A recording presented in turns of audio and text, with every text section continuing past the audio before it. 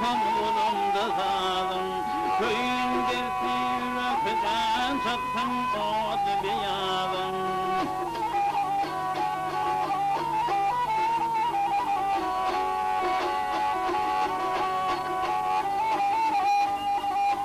Arzu çeker terasın, göz yarının cemalın, canın feda eyleyor, talvat eder vasalın.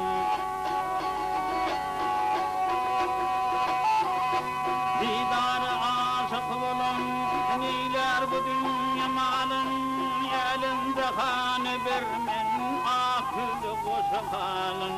Men mecnunum ısınna, Leyla-i dil nevadım.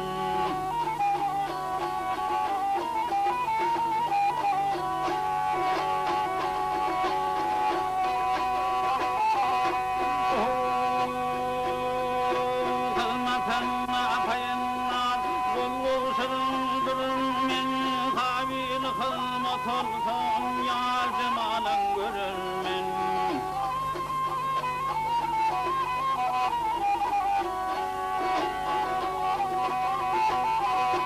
Dünyanı terk eyleyin, vaslına kul vururmen.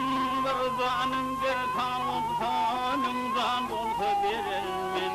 Dildarım dergahında olur gecik yalın.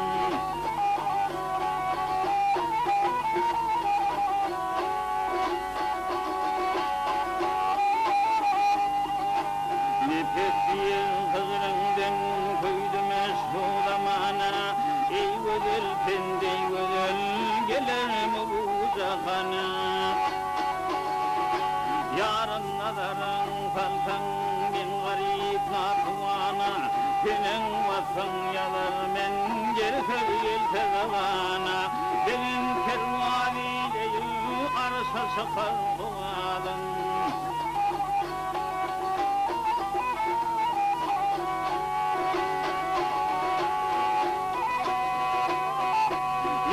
Nazarın salsan men garip natuvana. Senin vasfın yanar men gerse gelse zavana. Benim pervan eyleyim arşa çıkar kovadan.